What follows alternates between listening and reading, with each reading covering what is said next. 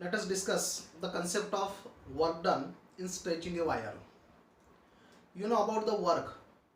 The formula for the work is force into displacement. जब किसी body के ऊपर फोर्स अप्लाई किया जाता है तो उस बॉडी का डिस्प्लेसमेंट होता है, तो हम लोग वर्क क्वांटिटी को एक्सप्लेन करते हैं. अब यहाँ पर हमारा जो टॉपिक है वो है work done in stretching a wire. मतलब हमारे पास में कोई वायर है, हम यहाँ पर एक मेटेलिक वायर लेने वाले हैं और उस मेटेलिक वायर का डिस्प्लेसमेंट करने वाले हैं. अब मेटेलिक वायर का डिस्प्लेसमेंट कैसे? तो ये वेल नोन एग्जांपल है. अगर एक रबर लिया जाए, जैसे हम लोग एक रबर ले रहे हैं, रबर को यहाँ पर हम लोग बांध लेंगे और उसके बाद में यहाँ पर एक पत्थर बांध देते हैं. रबर के दूसरे एंड पर पत्थर बांध देते हैं. रबर का पहला एंड जो है वो रिजिड सपोर्ट पे है, समझ लो हमने यहाँ पर पकड़ के रखा है. और उसके बाद में दूसरा जो एंड है उस दूसरे एंड पर हमने एक पत्थर बांध दिया. जैसे आप यहाँ पर पत्थर बांधोगे तो आपको पता है क्या होने वाला है. ऑब्वियसली इस रबर का लेंथ बढ़ेगा.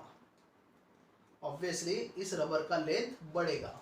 मतलब सेकंड डायग्राम में हम लोग ऐसा दिखा सकते हैं, ओरिजिनल लेंथ ये था और उसके बाद में यहाँ पर डॉटेड लाइन से मैं इंक्रीजिंग लेंथ बता रहा हूँ.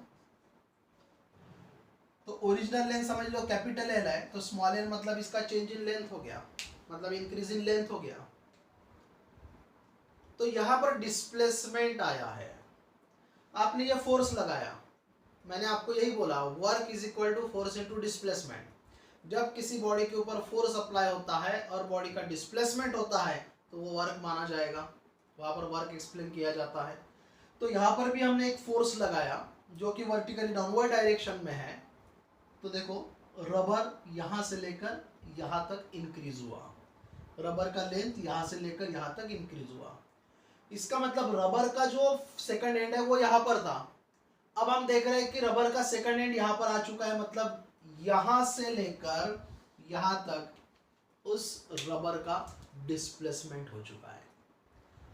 तो यहाँ पर डिस्प्लेसमेंट हुआ है क्योंकि आपने फोर्स अप्लाई किया है. That means definitely in this case we can find out the work done, formula for the work done.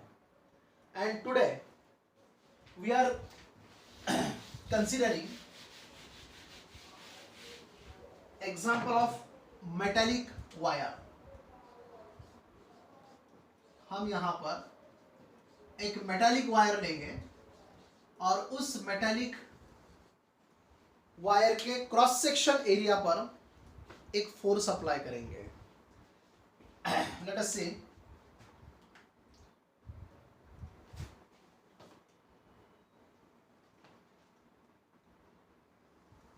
This is rigid support. metallic wire is suspended from this point called as point of suspension. Let us, it is denoted by S, point of suspension. यहाँ पर ये wire है, समझ लो, ठीक है. ये wire मैंने suspend किया है. तो इसका ओरिजिनल लेंथ कैपिटल एल है, समझ लो. मैं जब यहाँ पे फोर्स अप्लाई करूंगा, ये क्रॉस सेक्शन एरिया है, वायर है, वायर का क्रॉस सेक्शन एरिया सर्कुलर होता है. जैसे वायर है, समझ लो मार्कर पे मतलब वायर है, तो इसका ये क्रॉस सेक्शन एरिया हो गया. Cross section area of wire is circle. तो यहाँ पर हम लोग एक लोड लगा देंगे, कि वेट लगा देंगे जो कि वर्टिकली डाउनवर्ड डायरेक्शन में होगा, जिसके कारण इस वायर का लेंथ बढ़ेगा, जो डॉटेड लाइन से मैं दिखा रहा हूँ. और समझ लो ये आपने यहाँ पर ये लोड लगाया है, ठीक है. The formula for load that means force is equal to mass into gravity. और इसका जो डायरेक्शन है वो डायरेक्शन होगा वर्टिकली डाउनवर्ड. ये फोर्स जो है वो वर्टिकली डाउनवर्ड होता है. So in this case, capital L is the original length, small l is the change in length, m is the mass of body, जो बॉडी आपने सस्पेंड किया हुआ है, वायर के क्रॉस सेक्शन एरिया पर suspend किया है, उसका मास m होगा. And you know G is acceleration due to gravity, ये एक्सेलरेशन ड्यू टू ग्रेविटी है, ठीक है। आप कितना फोर्स अप्लाई कर रहे हो और कितना चेंज हो रहा है, हम बात करें अभी हुक्स लॉ की। According to Hooke's law stress is directly proportional to strain, that means longitudinal stress is directly proportional to longitudinal strain. तो वहां एक कांस्टेंट लिया जाता है and this constant is called as Young modulus, and you know Young modulus is denoted by y, and this is equal to longitudinal stress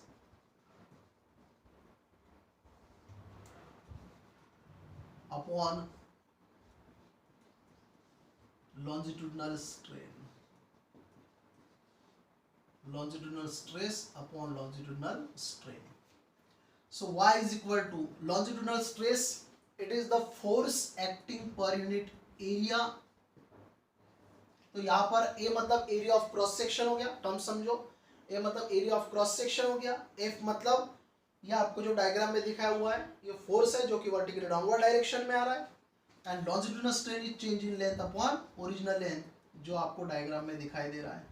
So this formula becomes FL upon A into small l। तो ये formula बन गया young modulus का। Young modulus depends on the material of wire, wire का जो material होता है उस मटेरियल ऑफ वायर पर यंग मॉडुलस डिपेंड करता है। अगर वायर स्टील का है तो यंग मॉडुलस अलग होगा, अगर वायर एल्यूमिनियम का है तो यंग मॉडुलस अलग होगा, अगर वायर कॉपर का है तो यंग मॉडुलस अलग होगा। तो यंग मॉडुलस जो है वो डिपेंड करता है उस मटेरियल के ऊपर। Now from this formula we can find out capital F, this is the total force for the extension L, ये टोटल एक्सटेंशन हुआ। तो आप लोग देख रहे हो कि इनिशियल पोजीशन ये था, आप लोग देख रहे हो इनिशियल पोजीशन ये था और उसके बाद में फाइनल पोजीशन ये है। मतलब वायर जो है, वायर का सेकंड एंड यहाँ पर था, जब हमने लोड लगाया तो सेकंड एंड यहाँ पर आ गया, मतलब यहाँ से लेकर यहाँ तक वायर का डिस्प्लेसमेंट हो चुका है, मतलब एक्सटेंशन हो चुका है। ये टोटल एक्सटेंशन है एल। मतलब आप लोग ये कह सकते हो कि यहाँ पर एक्सटेंशन स्टार्ट हुआ 0 से और ज़्यादा से ज़्यादा एक्सटेंशन कितना एल, ज़्यादा से ज़्यादा एक्सटेंशन कितना एल। तो इस प्रकार से हम लोग यहाँ पे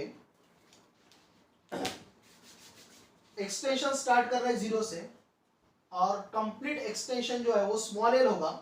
उसके लिए जो फोर्स हमने अप्लाई किया वो है capital F is equal to, formula बनेगा Y A small L upon capital L. So this is the force acting on cross section area of body for the extension L. लेकिन हम जब work done का concept पढ़ते हैं तो work done के concept के लिए हमें वर्क स्टार्ट करना पड़ेगा 0 से और जाना पड़ेगा एक्सटेंशन एल तक, टोटल वर्क डन करना पड़ेगा। तो मैं यहाँ पर एक कंसिडरेशन लेता हूँ। अब आप लोग यहाँ पर देख रहे हो कि स्मॉल एल मतलब टोटल एक्सटेंशन हुआ, तो क्या टोटल एक्सटेंशन डायरेक्ट हुआ क्या? नहीं, डिस्प्लेसमेंट हो रहा है। तो body step by step step by step step by step, मतलब हम लोग यहाँ पर 0 से लेकर एल डिस्प्लेसमेंट में छोटा डिस्प्लेसमेंट ले सकते हैं। मैं यहाँ पर कंसीडर करता हूं, समझ लो डिस्प्लेसमेंट x हुआ, डिस्प्लेसमेंट x हुआ, मतलब 0 to x।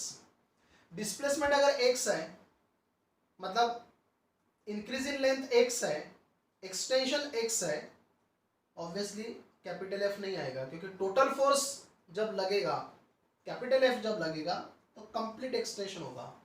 मैं यहाँ पर कंप्लीट एक्सटेंशन नहीं ले रहा हूँ, मैं एक्सटेंशन x तक ले रहा हूँ, और इसके लिए जो फार्मूला बनेगा वो ये रहेगा, for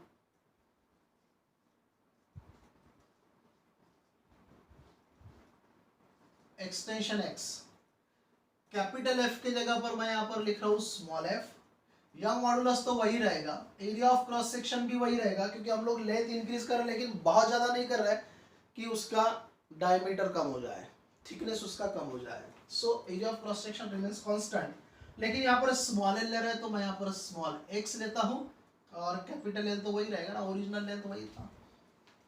so young modulus constant, area constant, capital L constant. Here you have to take the variable term x, that means extension x. For that you have to apply the small force. आपको थोड़ा सा force लगाना पड़ेगा, कम force लगाना पड़ेगा, which is denoted by small f. लेकिन क्या x पर एक्सटेंशन कंप्लीट हुआ? नहीं, x पर एक्सटेंशन कंप्लीट नहीं हुआ, इसीलिए अब हम यहाँ पे x के आगे यहाँ तक, आप लोग देखो यहाँ से x से लेकर l तक एक स्मॉल डिस्प्लेसमेंट लेंगे dx. So for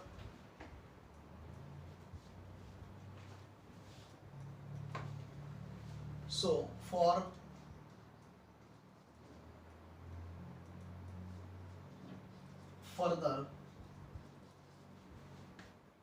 displacement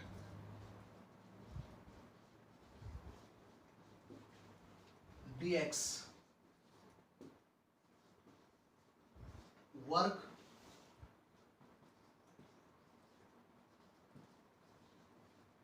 is to be done, and hence now use the formula for work done is equal to force into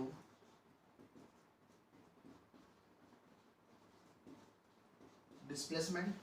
तो वर्क डन हो गया dw, ठीक है, फोर्स हो गया स्मॉल f और डिस्प्लेसमेंट जो है वो हो गया dx।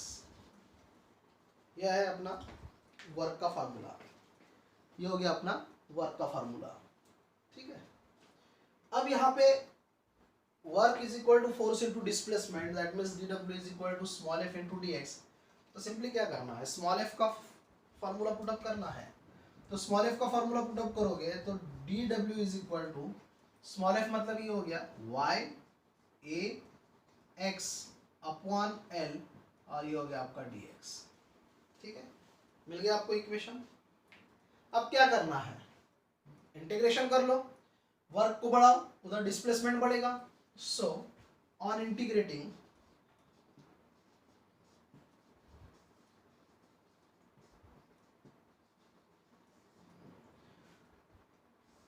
dw, इसको लिमिट के साथ देना, integration 0 to w, dw is equal to integration 0 to extension आएगा, क्योंकि यहाँ पर देखो dx एक्सटेंशन टर्म है, तो यहाँ पर एक्सटेंशन 0 से लेकर कहाँ तक आएगा, स्मॉल l तक आएगा, and here y a x upon l into dx, ठीक है।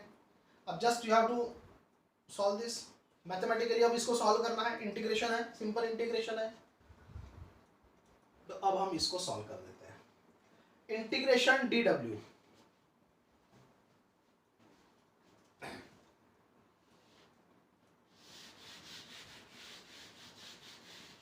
integration dx is x, integration dx is x, then definitely we can say integration dw is w, and therefore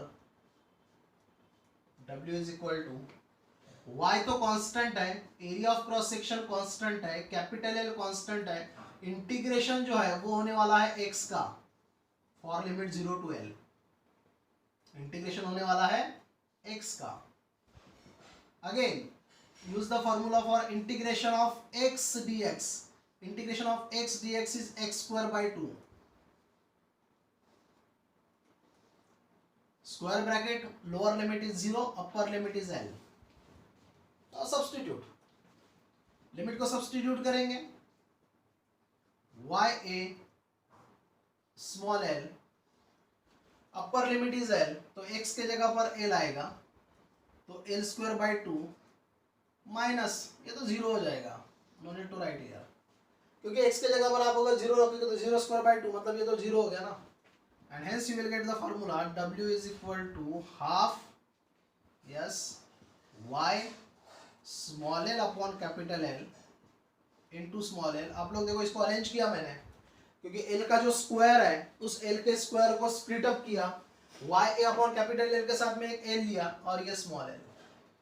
आप लोगों ने थोड़ी देर पहले फॉर्मूला पढ़ा था F is equal to Y A small L upon capital L, for extension L कहा था।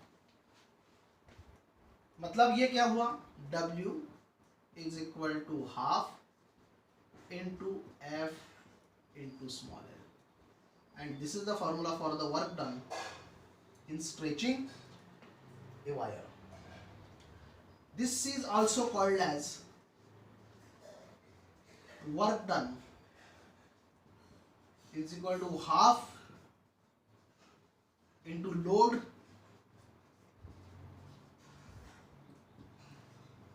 into extension. Work done is equal to half into load into extension.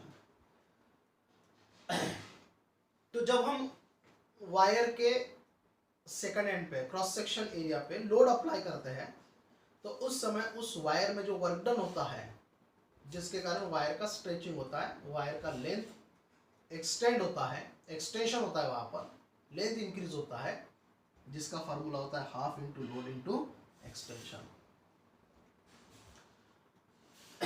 Now, this work done is expressed in terms of energy. This work done is expressed in terms of energy, and this energy is called as strain energy. हम इसको strain energy कहते हैं। By the application of this strain energy, there will be extension of the metallic wire. तो इस work done की जगह पर हम लोग स्ट्रेन एनर्जी लिखेंगे, तो strain energy is equal to हो गया half into F into small L. This is the formula for strain energy. ये स्ट्रेन एनर्जी का फार्मूला हो गया, ठीक है। बहुत सारे फार्मूले हैं, पहले वर्क डन का निकाला, अब स्ट्रेन एनर्जी का निकाला, अब strain energy per unit volume भी निकाल लेंगे। डेंसिटी निकाल रहे हैं हम लोग, एनर्जी डेंसिटी निकाल रहे हैं। We are going to find energy density, strain energy density. So तो इसको शॉर्ट में लिख रहा हूं मैं, strain energy per unit volume is equal to half into F into L divided by volume V हो गया। What is the volume of metallic wire? Metallic wire is a cylindrical body, वो एक cylindrical body है, and formula for volume of cylinder is area of cross section A into height। height मतलब यहाँ पर original length L आएगा ना, so area of cross section into length of cylinder is the formula for volume. This formula can be written as half into force per unit area and change in length upon original length. अब आप लोग देखो, आपको जो strain energy per unit volume वाला जो formula मिला वो क्या रहेगा। So strain energy per unit volume is equal to half into force per unit area is called as longitudinal stress, and change in length upon original length is called as longitudinal strain। तो इस प्रकार से आपने formula find out कर लिया strain energy per unit volume. तो ये हो गया आपका थर्ड फार्मूला। फर्स्ट फार्मूला आपने निकाल लिया वर्क डन का, उसके बाद में वर्क डन को एक्सप्रेस किया जाता है स्ट्रेन एनर्जी में, उसके बाद में आपने एनर्जी डेंसिटी भी निकाल लिया, strain energy per unit volume half into stress into strain. Now here we can show the relation between energy density and the stress as well as energy density and the strain. So let us find out the relation. We know Young modulus is equal to stress upon strain. ठीक है, इधर लिख देता हूं formula.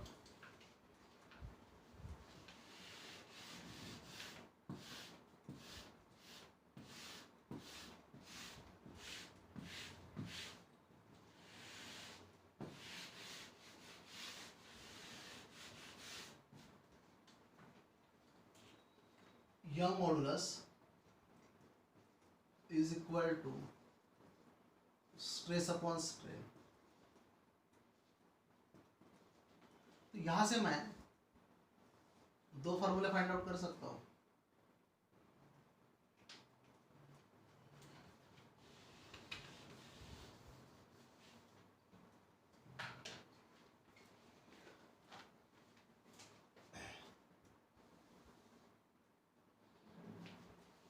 First formula stress equal to y into strain मिलेगा। Second formula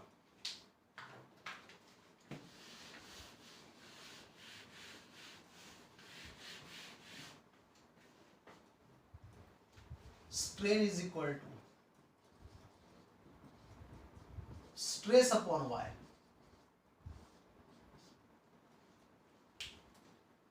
कुछ नहीं करना है, ये फॉर्मूला है, इसमें सब्स्टिट्यूशन कर लो। Strain energy per unit volume is equal to half into stress की जगह पर रखो y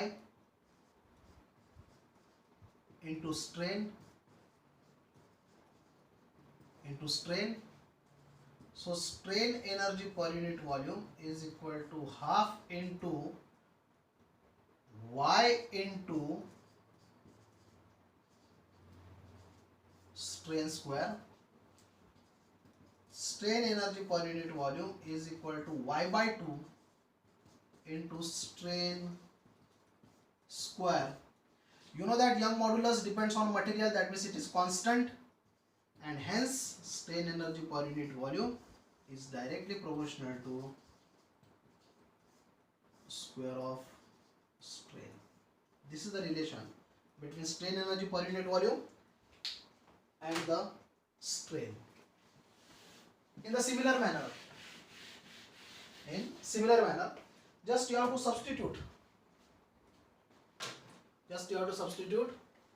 strain in the given formula। strain energy per unit volume is equal to half into stress को as it is रखो into strain के जगह पर रखो stress upon y। Yes, formula becomes strain energy per unit volume is equal to half into stress का square हो जाएगा divided by y होगा, तो आपको मिलेगा strain energy per unit volume is equal to 1 upon twice y into stress square and again y is constant and hence strain energy per unit volume is directly proportional to stress square, and this is the relation between strain energy per unit volume and the square of stress। So in this way we can show the relation of strain and the stress with the strain energy per unit volume। तो हमने इस work done में work stretching wire में एक work done का formula निकाला, second strain energy का निकाला, third strain energy per unit volume निकाला, और उसके बाद में दो फार्मूले वो बताए जिसमें strain energy per unit volume का मतलब एनर्जी डेंसिटी का स्ट्रेन स्क्वायर के साथ as well as stress square के साथ में रिलेशन होता है। Thank you.